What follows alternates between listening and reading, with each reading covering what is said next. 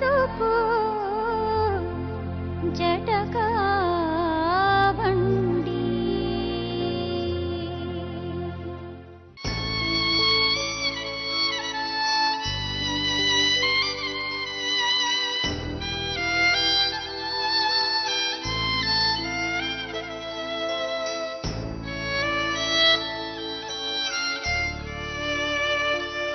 ಎಲ್ಲರೂ ಕಷ್ಟಪಟ್ಟು ಮಕ್ಕಳನ್ನ ಸಾಕಿದ್ವಿ. ಈಗ ಮದುವೆಗೆ ನಮ್ಮ ಮಕ್ಕಳಿಗೆ ಕೊಡಿಸ್ಬೇಕು ಏನು ಹೊರತು ಮದುವೆ ಖರ್ಚಿಗೆಲ್ಲ ಇದು ಮಾಡಿ ಅಂತ ಕೇಳ್ಕೊಳತ್ತೆ. ಮಕ್ಳಿಗೆ ಮದುವೆ ಮಾಡ್ಬೇಕು ಅಲ್ವಾ ಈಗ? ಹೌದು. ಅದಾದ್ಮೇಲೆ ಯಾವುದೇ ಸಂಪರ್ಕ ಇಲ್ವಾ? ಇಲ್ಲ. ಏನು ಪ್ರಯತ್ನ ಮಾಡಿಲ್ಲ? ನೀವು ಮಾಡಿದ್ದೀರಾ ಪ್ರಯತ್ನ ನಿಮ್ಮ ಕಡೆಯಿಂದ? ಅವರು ನಾಯಿ ಥರ ನೋಡ್ತೀನಿ, ನಾಯಿ ಮನೆ ಬಂದರೆ ನಾಯಿ ಥರ ಕಾಣ್ತೀನಿ, ಹಂಗೆ ಹಿಂಗೆ ಅಂತ ಹೇಳಿದ್ರ. ಹೋಗಿನು ಈ ಮಕ್ಕಳನ್ನ ಕರ್ಕೊಂಡು ಹೋಗಿ ಅಲ್ಲಿ ತುಂಬ ಚಿತ್ರಹಿಂಸೆ ಅನುಭವಿಸ್ಕೊಂತ ಎಷ್ಟೋ ತಿಂದು ಒಂದು ಮಕ್ಕಳನ್ನ ಚೆನ್ನಾಗಿ ಸಾಕಬೇಕು ಅಂತ ಧೈರ್ಯ ಮಾಡಿ ನಮ್ಮಪ್ಪ ನಮ್ಮಮ್ಮ ತುಂಬಾ ಹೆಲ್ಪ್ ಮಾಡಿ ಅವ್ರು ಇವತ್ತಿಗೂ ನನ್ನನ್ನು ಯಾವುದೂ ಚಿಂತೆಗೆ ಬಿಟ್ಟಿಲ್ಲ ಮೇಡಮ್. ಇಲ್ಲ ನಿಮಗೂ ಯಾವತ್ತು ಅನ್ಸಿಲ್ವಾ ಹೋಗ್ಬೇಕು ಹುಡ್ಕೊಂಡು ಹೋಗ್ಬೇಕು ಅಂತ? ಇಲ್ಲ ಮೇಡಮ್, ನನ್ನ ಮಕ್ಕಳ ಬಗ್ಗೆ ನನ್ನ ಮಕ್ಕಳು ಚೆನ್ನಾಗಿರ್ಬೇಕು. ನನ್ನ ಮಕ್ಕಳು ನನಗೆ ಅಷ್ಟು ಬಿಟ್ಟರೆ ಇನ್ನೊಂದು ಈ ಗುರಿನಾದರೂ ಅಷ್ಟೇ, ನನ್ನ ಮಕ್ಕಳು ಭವಿಷ್ಯ ಚೆನ್ನಾಗಾಗಬೇಕು, ನನ್ನ ಮಕ್ಳಿಗೆ ಒಳ್ಳೇದಾಗಬೇಕು. ಆ ಎಲ್ಲರಲ್ಲೂ ದೇವರಲ್ಲಿ ಬೇಡ್ಕೊಂಡ್ರು ಅಷ್ಟೇ ನನ್ನ ಮಕ್ಳಿಗೆ ಒಳ್ಳೇದಾಗಬೇಕು ಅಂತ ಅಷ್ಟು ಬಿಟ್ಟರೆ ನೀನು ಬಿಡ್ಕೊಂಡಿಲ್ಲ.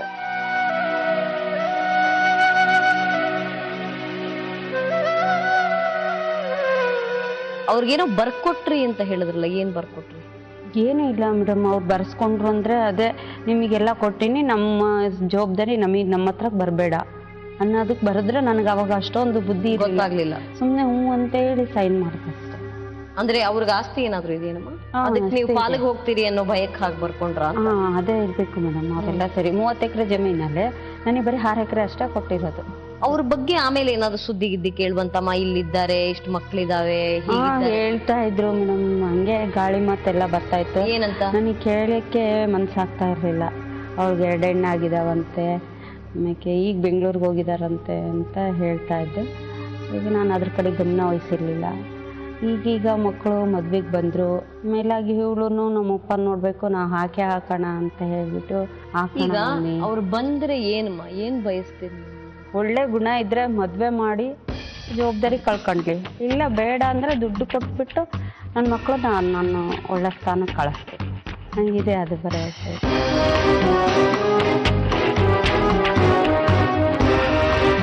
ಅವ್ರು ಕೆಲಸ ಮಾಡೋ ಜಾಗದಲ್ಲೆಲ್ಲ ಒಳ್ಳೆ ಹೆಸರಿದೆಯಲ್ಲಮ್ಮ ಅವ್ರಿಗೆ. ನೀವು ಕೇಳಿ ಬಂದ್ರ ಮೇಡಮ್? ಅವ್ರು ಇದುವರೆಗೂ ಒಂದ್ ದಿವ್ಸನೂ ರಜಾ ಹಾಕಿಲ್ವಂತೆ ಅವ್ರ ಡ್ಯೂಟಿಗೆ. ದುಡ್ಡು ಬರುತ್ತೆ ಅಂದ್ರೆ ಯಾರಾದ್ರೂ ಹಂಗೆ ಮಾಡ್ತಾರೆ ಮೇಡಮ್. ಒಳ್ಳೆ ರೆಕಾರ್ಡ್ ಇದೆ ಅವ್ರಿಗೆ, ಟ್ರ್ಯಾಕ್ ರೆಕಾರ್ಡ್.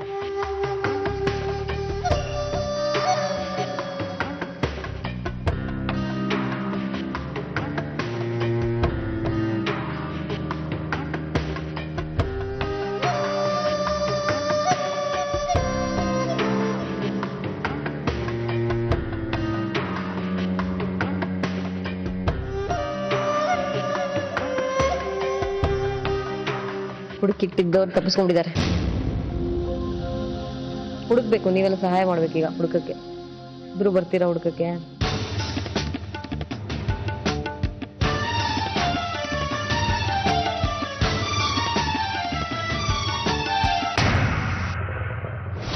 ನಮಸ್ಕಾರ.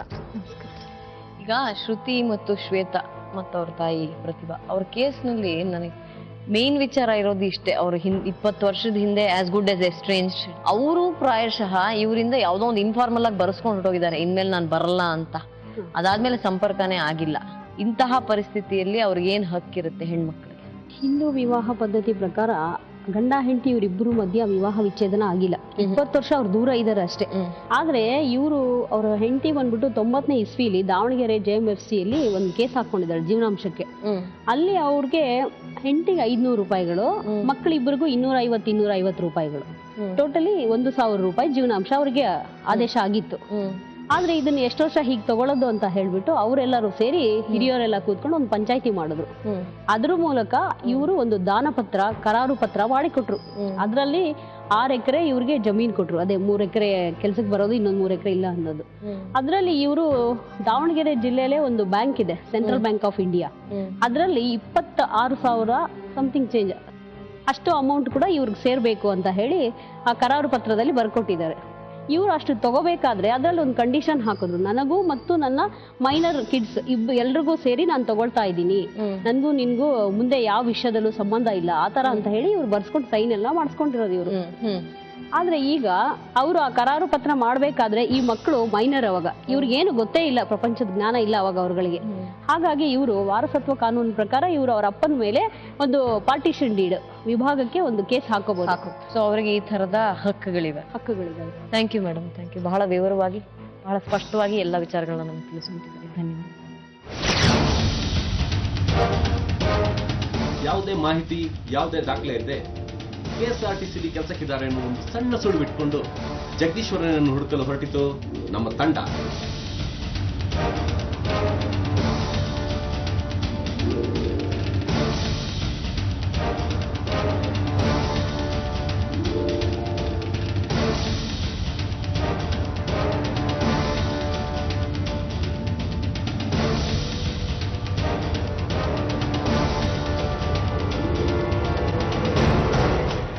ಬೆಂಗಳೂರಿನಲ್ಲಿರೋ 100ಕ್ಕೂ ಹೆಚ್ಚು ಬಸ್ ಸ್ಟ್ಯಾಂಡು, ಬಸ್ ಡಿಪೋಗಳನ್ನು ಹುಡುಕಿ ಕೊನೆಗೂ ಶಾಂತಿನಗರ ಬಸ್ ಡಿಪೋ ಇದೆಯಲ್ಲ, ಅಲ್ಲಿ ಜಗದೀಶ್ವರನನ್ನ ಪತ್ತೆ ಹಚ್ಚಿತು ನಮ್ಮ ತಂಡ.